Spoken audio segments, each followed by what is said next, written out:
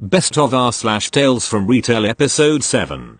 Place. Popular used bookstore for my area. Me. Old crotchety boomer. OCB. I'm walking by our intake counter when I notice that one of our newish employees is dealing with a difficult customer, so I go over to help.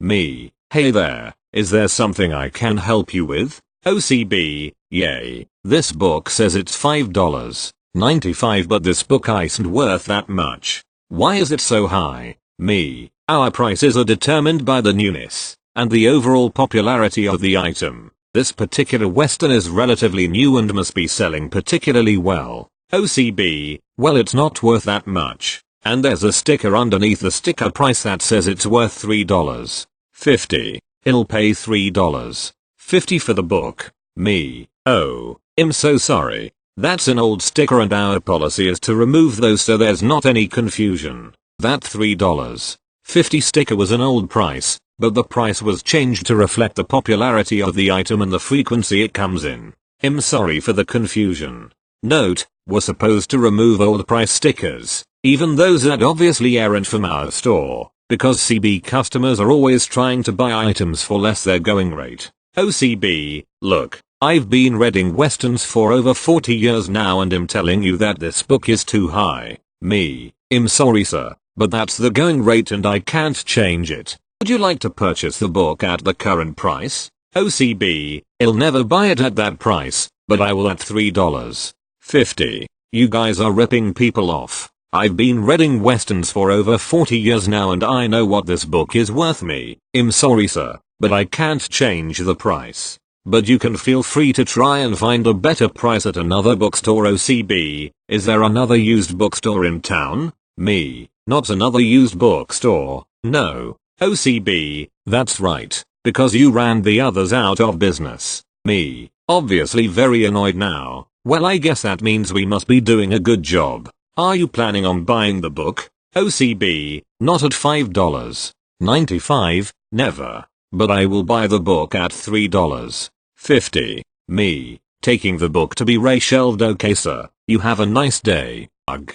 Thank you. Next. Hey. So, I've just gotta get this out here. It's kind of a general rant based on a specific example. So I work in a bookshop, and we can order books for people, etc. The usual. One of my favorite moments from this week is this guy that walks up to me, asks for a book. I tell him it hasn't been delivered yet. He insists that my co-worker, who he uses male pronouns for, told him it would be in on this specific day. I of course make sure to tell him that it isn't here. I can't give him a date. And no co-worker told you that because we only have one male employee and he was not working on the day he claimed he was told something. Unlike me, he turned away and walked away as I caught him lying. I just love it when they blame a co-worker and it's like, no one male was working that day. No one can have told you. Not to forget we never give out specific dates anyways because that just leads to annoyed people. But selective hearing is a fun thing. Thank you. Next. In one of my last posts I told a story about a boy named Gabe who was part of a summer training class at my store. Everyone seemed to really enjoy his story, so I've decided to share another story from the same time frame. TLDR. Slow and steady wins the race. Usual disclosure. All names have been altered for obvious reasons. Extra disclosure. Just so it's not an issue later, I would like to say that none of our young trainees were ever left to do physical labor on their own. There was always someone monitoring them in case they needed assistance, but were encouraged to try most activities by themselves in order to build experience. Just a little ray of sunshine. It's midsummer, and the young person's job training class, YPJT, is just about to get started for the day. Every day before the kids start, they draw a chore from a hat. If they don't like the chore they get, they are allowed to trade with another team member. Devin, the youngest in the group and by far the shyest, gets cart duty. He wanted stocking duty, as he prefers to work in the back room away from loud noises. The one who got stocking duty is a bright and caring young girl named Laura. She was nicknamed Sunshine because of her bubbly personality. So Laura, knowing that Devin would prefer the back room, offered to trade. Now I would like to stop here for a moment to mention something about Laura that will be important later. Due to a birth defect, she walks with a slight limp. Nothing too serious, and not at all painful, but because of this she moves a bit slower than most. Fast forward about 20 minutes. Laura is out in the parking lot hauling in the carts, 3 at a time, as not to overexert herself. I am in the entrance lobby facing the shelves. In rolls Laura, pushing her carts through our single wide entrance door. I happen to glance up just as a customer, known for her rude behavior, walks up right behind Laura. What follows is the best interaction I have ever seen. Customer: "Excuse me, young lady. What are you moving so slow for?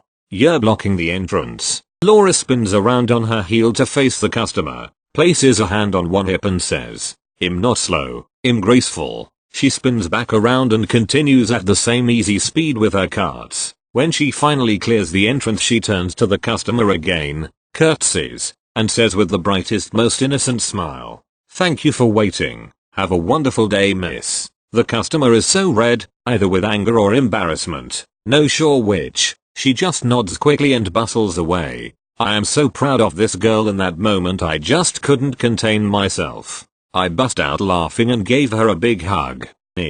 "Laura, do you know how awesome you are?" Laura ponders for a moment. "Well, I know the sun is pretty awesome, and everyone calls me Sunshine. So I must be pretty awesome too." "That's right, kiddo, you sure are. I have been out of the retail workforce for a few years now, and the only part I miss are the summers I spent with those kids. Every time I think back to all their little shenanigans it makes me feel all warm and cozy. Thanks for reading. Hope you enjoyed, and as always, if you have your own wholesome stories feel free to share. I love reading them. Thank you." Next. Hello TFR. Followed this sub for a long time but I've never shared any of my own stories. However, I recently left a job where I had to deal with so many weird and obnoxious customers. There were honestly times I felt like I was living in an alternate reality. So I felt like it was time to offload some of these tales onto you lovely people. I'll start with a mild one. Nothing awful but honestly one of the most baffling 5 minutes of my life.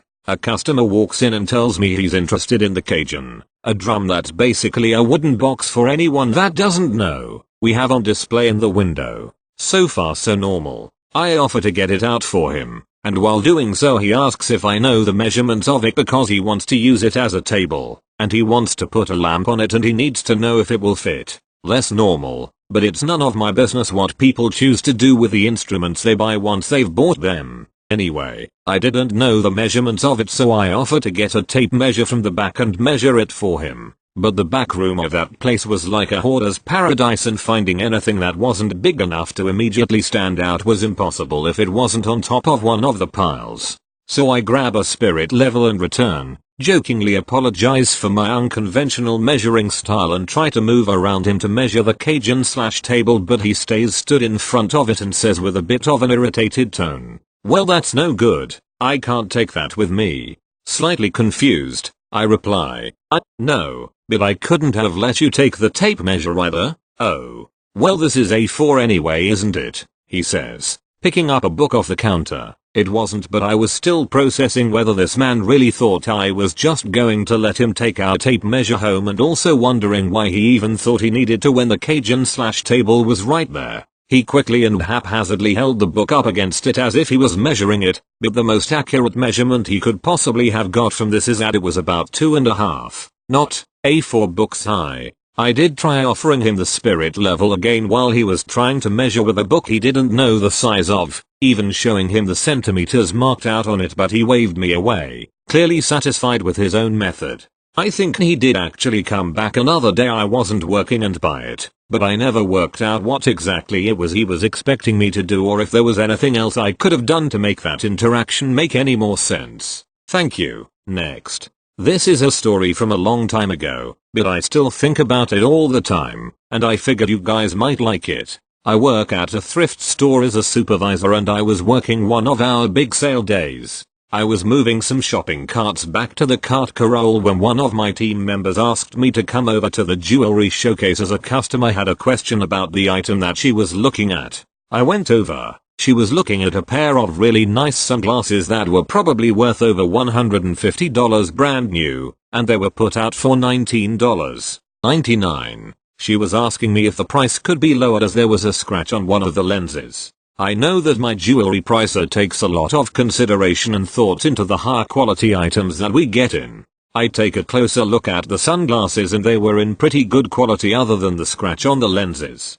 I told her that they were priced with that in mind and that I won't be able to reduce the price. We get into a little back and forth about it that I'm very used to having, and I explain how we price the items based on condition and quality and she seems to understand. The whole time throughout this conversation she was being very passive aggressive with me but I just shrugged it off. She wasn't being extremely rude to me so I didn't say anything. She takes a couple of moments to look at them again and decides that she is going to get them, and starts to walk away with them. I start chasing after her because it's store policy that at the showcase the employee is to handle the item until it's paid for. I say, "Excuse me, mom, I need to take them to the cash. I can't have you take them until they are paid for." She says that she doesn't trust anybody in this store to keep them safe and not damage them more. I tell her that I'm sorry but it has to be put at the cash until it's paid for. She tells me that people have let her walk to the cash with showcase items before. This has never happened because everybody in the store knows the policy very well unless they are new or untrained,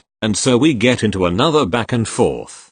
Keep in mind that the store is at the height of business, long lineups at the cash, everybody having full shopping carts, probably around 300 people at the store during this time. I'm begging her at this point, saying, "Please, I have to put it at the cash, it's store policy," and she just doesn't listen to me. I tell her that if she doesn't want to follow store policy that she is not welcome to shop here. I keep on saying this and she is being stubborn as hell, standing there, holding onto the sunglasses as I tell her over and over again that she needs to follow store policy. It's not until the woman in front of her in the lineup stands up for me, saying that she should let me do my job, that she gives me the sunglasses to put at the cash. Of course, she doesn't do this without grumbling, saying that if they get damaged again I'm not buying them. They are literally just sitting on the inside counter of the cash registers so I don't know what the fuck she's on about. She leaves and my boss lets me go for lunch early to calm down.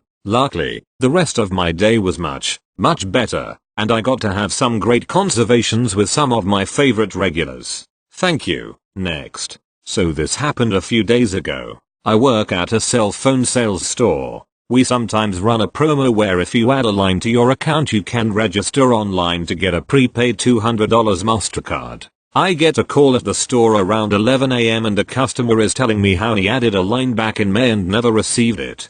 He said he was getting the runaround from Care and wanted me to pull up his account. Inform him that unfortunately we can't pull up accounts over the phone. We have to physically scan in to fully access the account. I tell him that if he wants to stop in I'd be more than happy to help him. At that point he starts getting belligerent and cutting me out, saying that I'm a fang liar, etc. He then yells, "Pull my fang account up now." At this point I'm past helping him at all. I tell him he's going to have to call Care. He then says, "If I come in there, I'm coming after you." So I say, "Well, the police will be waiting for you." He continues to cuss me out and I hang up on him. I'm by myself since we're short staffed so I was a little worried. I looked up his info from the number he called in from. Got his name, number and address and called the police. Gave them his info and they didn't really seem too concerned. Just told me if he comes in to call 911. About an hour later a cop shows up and asked if I wanted him to do anything. By then I cooled down and just decided I'd wait to see if he came in. But in today's day and age you can't take threats lightly. Thankfully he never came in. Thank you. Next. This happened today while I was at work, and I was a little appalled at it. I just stood there until my manager walked by and asked me what happened and I told him. His sarcastic response was, "I don't think that's a compliment." The conversation was over the phone and laid out me age awkward grandmother. Me thank you for calling department store shoes, this is me, how can I help you? AG yes hi, I was wondering if you carried these Nike Air Max there? Me yes, just one moment, please. AG fine. I go and search the stockroom, and to see that I don't have the shoes, I check the website and we still have them in the company. Me hello mom, so I don't actually have that here at this location. but I have it in the company in limited colors and sizes and I can try to order as for you. AG alright, I need these for Christmas for my granddaughter, like I care. Me alright, what color and size are you looking for? AG I need the white black white in size 8. Me okay so this color is only available in sizes 6, 5, 11, 12, but I have these other colors available. AG no, I don't want those. I need white black white, but I see it's available on Amazon. How can it not be available? This doesn't make sense to me. Me well mom they are a different company so they have different stow. AG I know how it works. Don't be rude. How do you not have them? Me well the company only bought so many and 8 is a very popular size. AGC, but if you would order enough shoes, people won't turn to things like Amazon. Me mom, I don't control the stock. AG yeah, sure you don't. It's very disappointing that because you don't want to have enough shoes for everyone, you're letting Amazon kill retail. This is ridiculous. Me. AG well thanks for your lack of help. Bye. Aggressively hangs the phone up. Like if I was a buyer, I wouldn't be working in the store helping you find shoes. Don't try and talk to me like this.